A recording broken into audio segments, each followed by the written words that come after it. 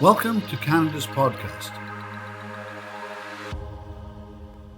Hi, this is Celine Williams, hosting from Ontario for Canada's podcast. My guest today is Denise Bebenek. She's the founder, president, and driving force behind Meagan Bebenek Foundation, creating a circle of hope. Welcome, Denise. Hello. I'm really excited to talk to you today, and I'd love to start with a little bit of the story behind the Meagan Bebenek Foundation, creating a circle of hope, where it came from, what it means to you, because I know it's important. Okay, so I'm a mom of three children, and the story starts with our youngest daughter, Meagan. And at 4 years old, sadly, she was diagnosed with an inoperable brain tumor. And we had no idea at the time of the seriousness of brain tumors in children. What happened was it was just before Christmas 2000, and I noticed a lot of changes in Meg that weren't typical, of course, headaches and walking with a head slant. And as it became progressively worse, I decided I didn't want to have Christmas until I found out more about what was happening. So we took her down on December 22nd to Sick Kids here in Toronto, which truly ended up being the longest day of my life. We thought maybe she had an ear infection or something of that sort. And then throughout a number of scans and tests, I know the doctor had a hard time telling us, as he would for any family, and incomprehensible. What does that mean when it's inoperable? And it's malignant and it's a brain tumor. And so fast forward, when we sadly lost her in 2001 on Father's Day, I kept saying to the doctors, this is a number one cause of death. What's being done for all the other Meagans waiting for someone to help them? And recognizing that it's not just the child's diagnosis, it's really the family's diagnosis. And so the doctor said, good question. We've been waiting for somebody to put the seriousness of this disease on the map. So I kept, as we left the hospital that day, I was surrounded by an incredible community here in Toronto who embraced us with love and hope when Meg was sick. There was a grade 8 student at her school that was reading the 1,000 Cranes of Hope. And so the school decided to make 1,000 cranes in hope that it might help and heal Meagan in her journey. And I witnessed really miracles, I still call them, in that short 6 months that we had her following her diagnosis, when a whole school community came together in love to embrace and hug Meagan. And they indeed made the 1,000 cranes, and they decorated the whole school. And we actually did a crane ceremony where we put Meagan down in the middle of this yard, and all of her classmates and students and teachers and even people in the community came together, wrote their messages on the crane, and put them in a basket. And they created this hug around her. And people just looked at me and just went, like, it's to this day even hard to put words to. It really was the power of hope and compassion when somebody is suffering, especially a young person. And so when I drove away that day, I kept remembering about how this school community held us up in what indeed is the most difficult time of a family's life, is having a child that's diagnosed with such a serious illness. Never mind having to say goodbye. And so I thought no parent should ever have to walk that path. I knew there were too many other Meagans waiting for somebody to help them. And as I drove away, I pulled over and I envisioned this human hug around the hospital that treated her, knowing that it was indeed the best medicine from what I experienced and from what I witnessed through that time with her in the school. And so I continued to keep dreaming about this human hug. and thinking about what can we do to help the others. I'm a former teacher, so I loved kids. I was always involved in with children growing up as a beach counselor, and I was very fortunate to travel quite a bit in my earlier years to different parts of the world, and saw through a kibbutz in Israel how families lived there, through working with the Maasai in Africa, how the community and families worked there, and through my travels through Europe, there's a common thread of community and of collaborative essence of coming together and just holding each other up in good times too, and bad. So after that a time of that I kept thinking about this hug, I had a meeting in my kitchen, and I gathered people who I knew, a teacher, somebody in business, communications, media, people in different disciplines that I knew would be part of what I wanted to try to achieve in this vision. Knowing it wasn't just my vision, it was a communal vision for the doctors, for researchers, for children who were sick, being a former teacher for children that are healthy, a chance to really put the seriousness of brain tumors on the map, but try to bring to fruition what I was thinking about. The greatest gift really is our lives and our children, and the preciousness of that gift of life, and remembering that it's important never to take that for granted. So the long story short there, after this meeting, I booked a meeting down at City Hall, and I tried to explain my vision to the chief police officer at the time, and the lady who was in charge of city events. And everybody just stopped and looked at me and said, "What? You want a permit to hug a hospital? That takes hundreds of people. You've just lost your child. You need time to grieve and bereave and everything else." And I just said, there's definitely no time. These children are counting on us. I'll have lots of time. It's too important. Please, I'm asking you to consider it. So the next morning, I get a knock at my door, and two of the head City of Toronto officials, with tears in their eyes and a permit in their hand, said, "Serendipity or what? The only day we can shut down the streets in the city of Toronto is Mother's Day. So you go for it. We are behind you."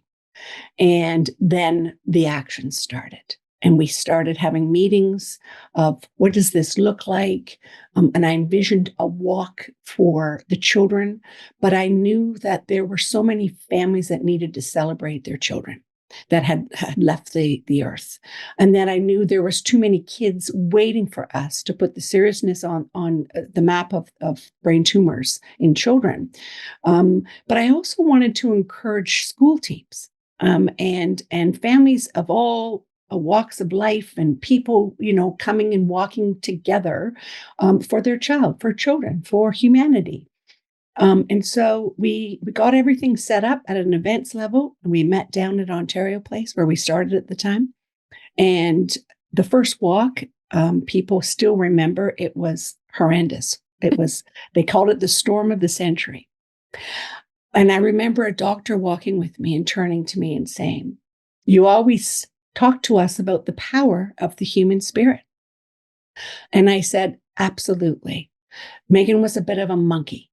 And so I said, she's going to make sure that nothing is going to stop the power of the human hug, which in all of our hearts indeed is the best medicine for anyone that suffers, never mind our children.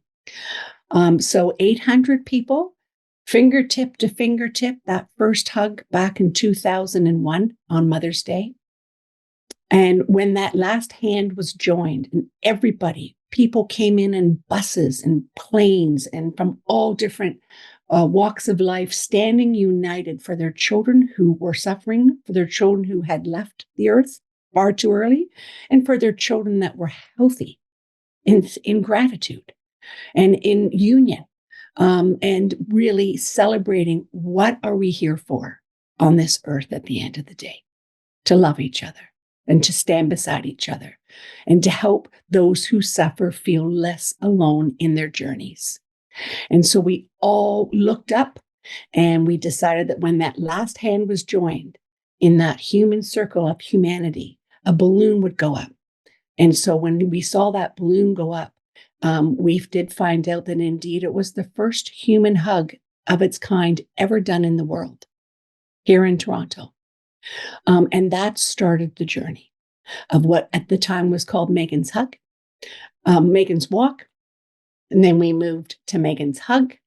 And then a few years past our first hug, we moved out to our own foundation, recognizing through various doctors that through a fellowship program that we have came in from different parts of the world to work here in Toronto.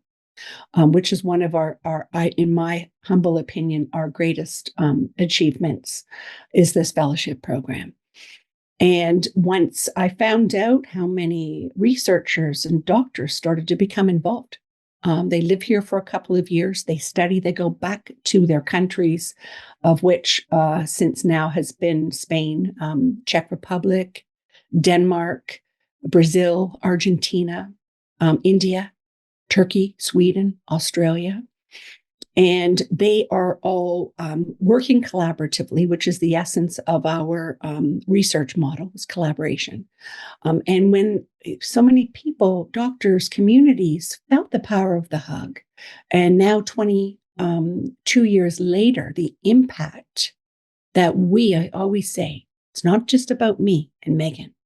It's a team of incredible human beings around our planet who've stood united for these children.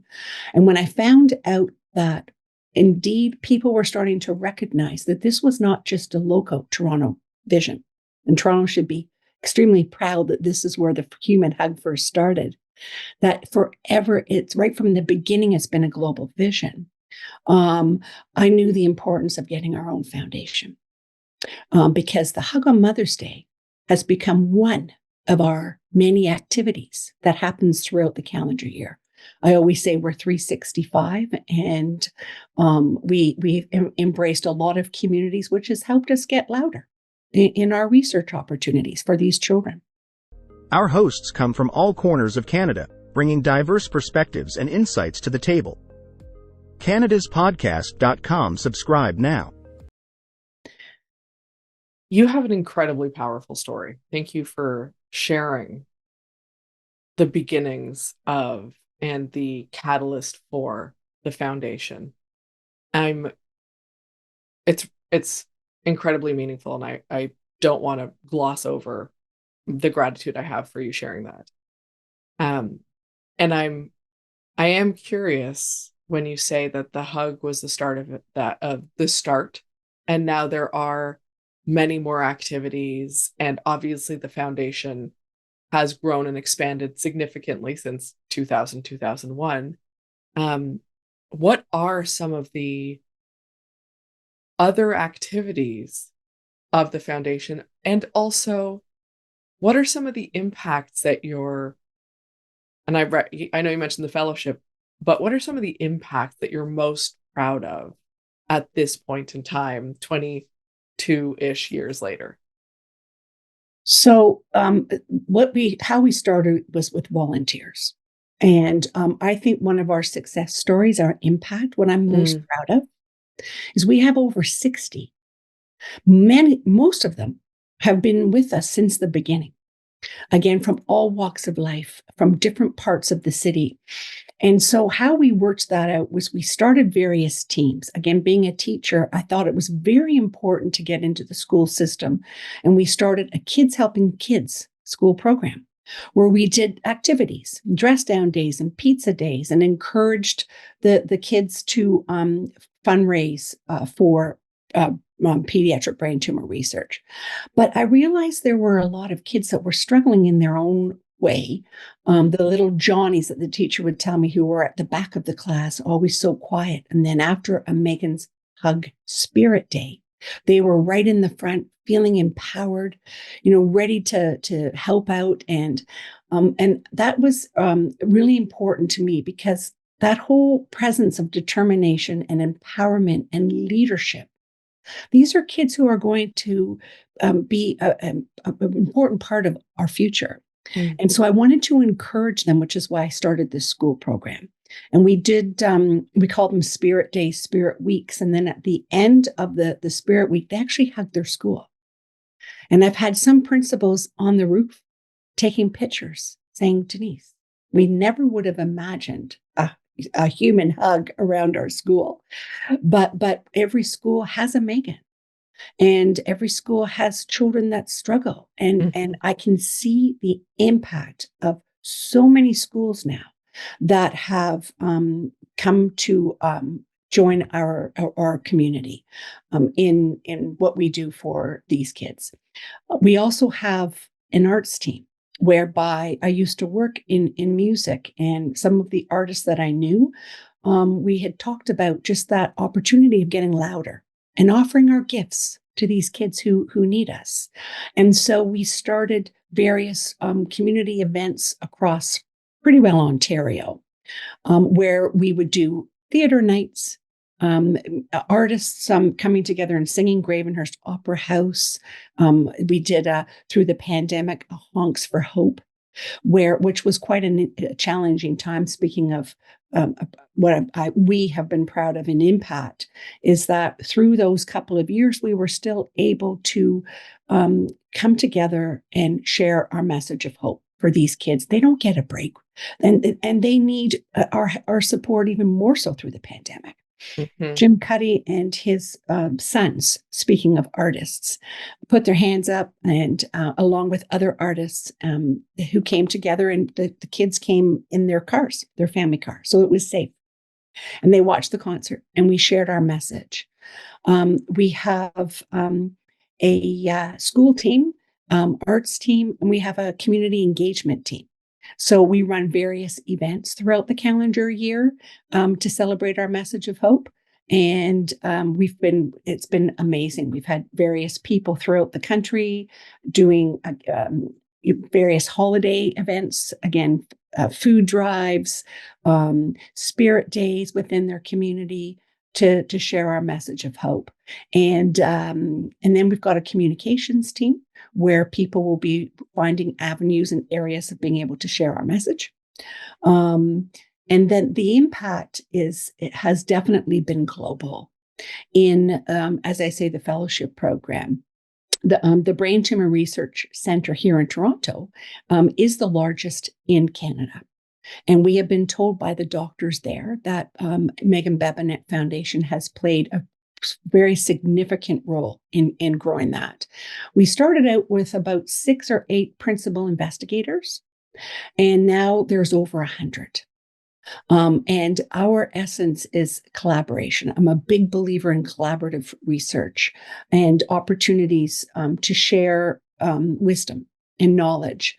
And so we've given out quite a few seed grants that then collect data and much more significant research opportunities from those. They're able to apply for clinical trial opportunities.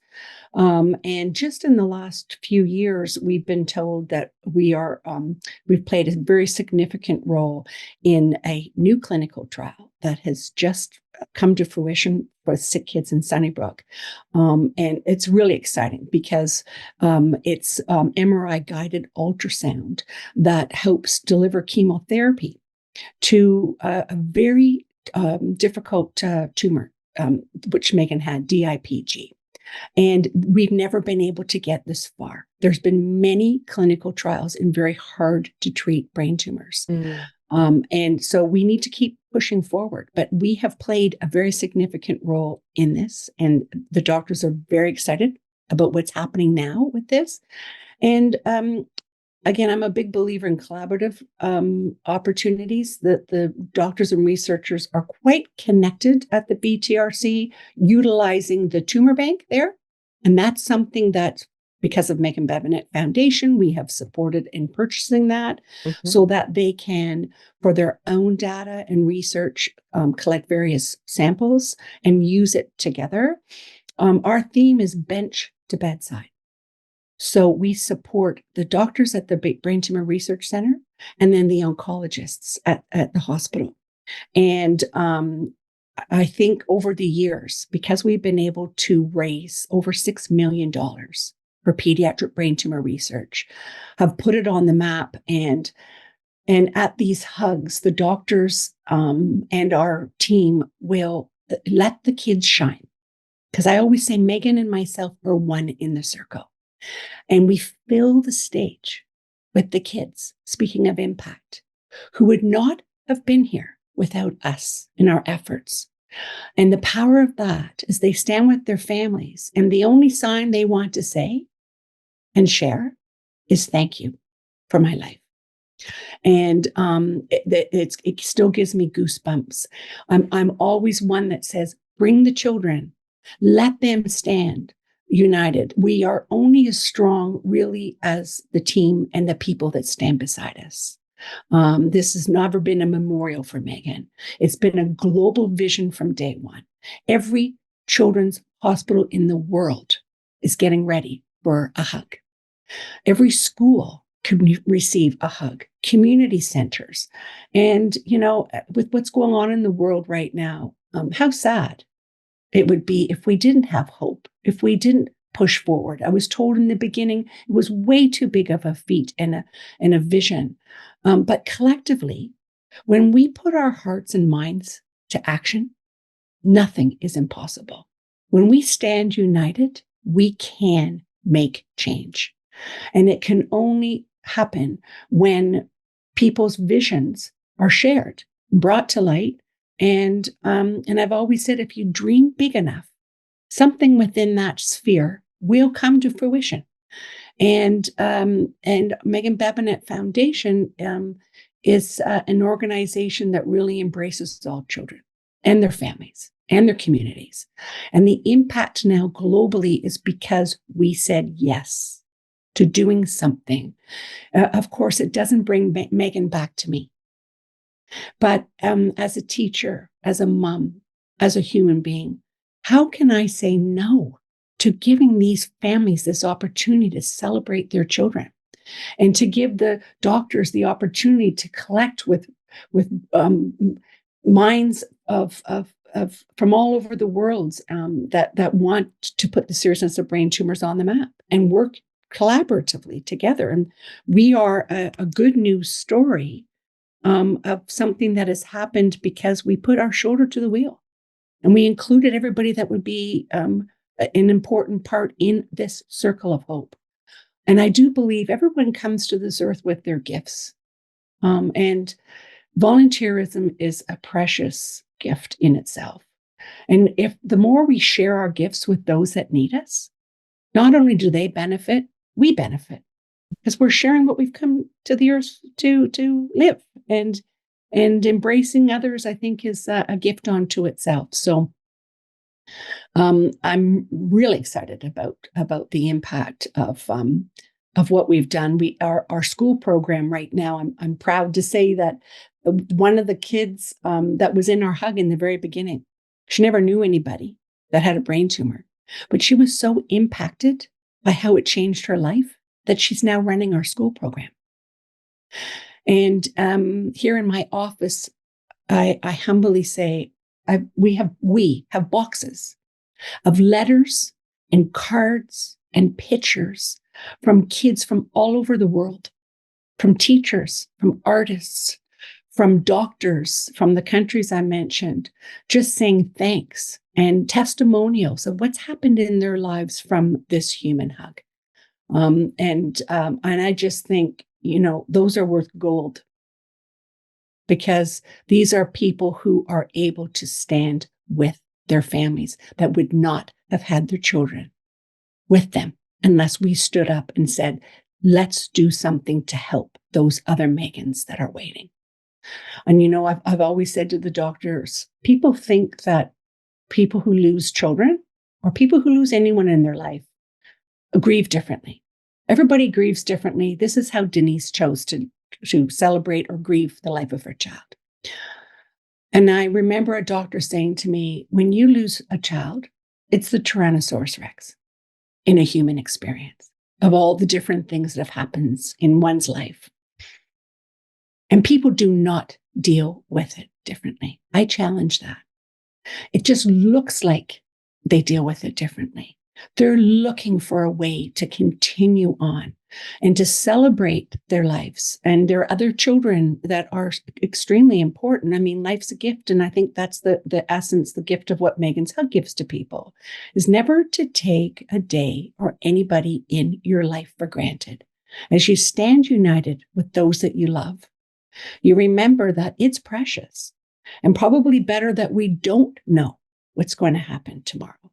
But what we do know today is we can do everything that we can, not to sound hokey, but just as a reality, to embrace our loved ones and our gifts. And life itself is just so precious that I think when we stop and really think that we can do an awful lot to help those that are vulnerable and suffer, and especially our children, who really are our greatest gifts, then we will see big change. We are seeing big change in our world because of a little seed that started here in Toronto. And that seed is love and hope. And Meagan would say, I'm one in the circle. It's not about me. It's about humanity. One of the greatest, when you say impact, I've just opened a card, a season's greeting card. And this person over in Germany had one child, and he had a really hard time carrying on. So he went back home after he lost his daughter. And he decided to tell me everything that's happening now in his community because of Meagan's Hug, Meagan Bebenek Foundation. And he said, what I want to thank you for is that it reminded me of what it truly is, humanity at its finest. That was the term that he used for all of us, for our human hug, is that it's humanity at its finest. Stay ahead of the game with our expert tips and strategies that will help your business thrive in a digital era. CanadasPodcast.com. Subscribe now. How can people who are listening to this, who I don't know how they would not be moved by your story and not want to get involved, because you are very passionate about this, and it is an incredibly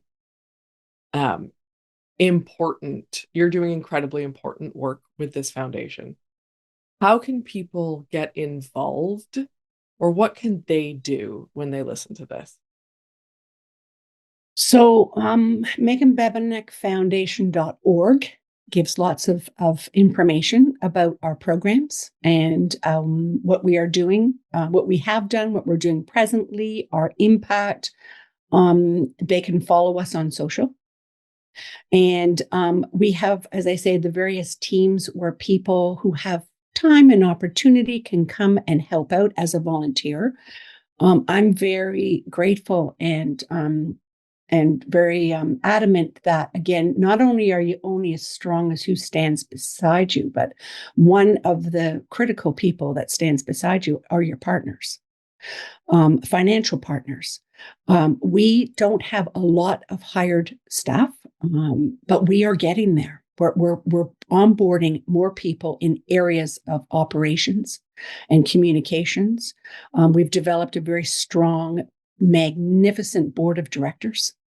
And we are starting to onboard people who, is a good problem to have, is we need help.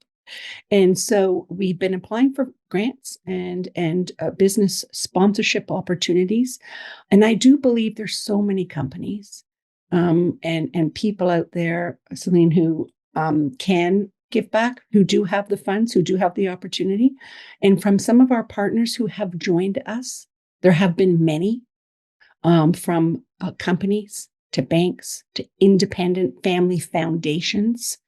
Once they get an idea, as you say, of the impact and that we indeed are changing the landscape for children with brain tumors, and the ramifications we need to remember of any research in childhood cancer are huge. Mm-hmm. So there is great gains to be made in signing up with us.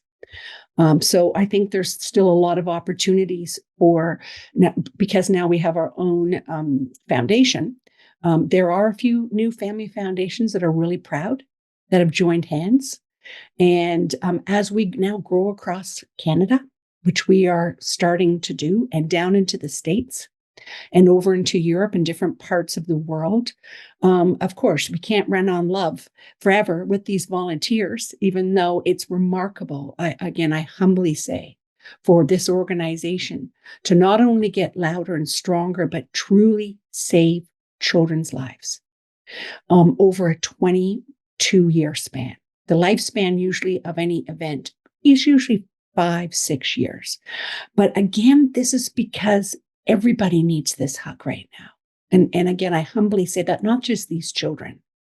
And so there's lots of opportunities to celebrate. There's communities that I've heard back from across our country, and a few down into the States, that at Christmas time, at Hanukkah, through this celebration of holiday time, are fundraising and doing their own hugs in their offices, in their churches, in their synagogues. Like, it's remarkable the power of this human spirit and how it's translated to different opportunities. So, in answer to your question, I think people can take a look at what they can do in their own world, in their own community, to support us.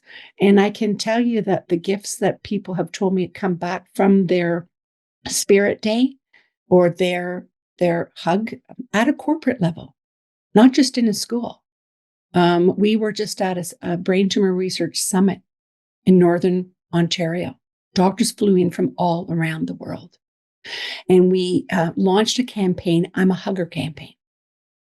And they're doctors, researchers, lab assistants, MD students, and 108 people stood united wearing I'm a Hugger shirt from different parts of the world. It was pretty impactful because they realized that in their own world and families and communities and workshops and companies, they can emanate that hug and bring it back to their city, country. Yeah. So I guess I encourage people just to think about maybe what they can do to support Meagan Bebenek Foundation.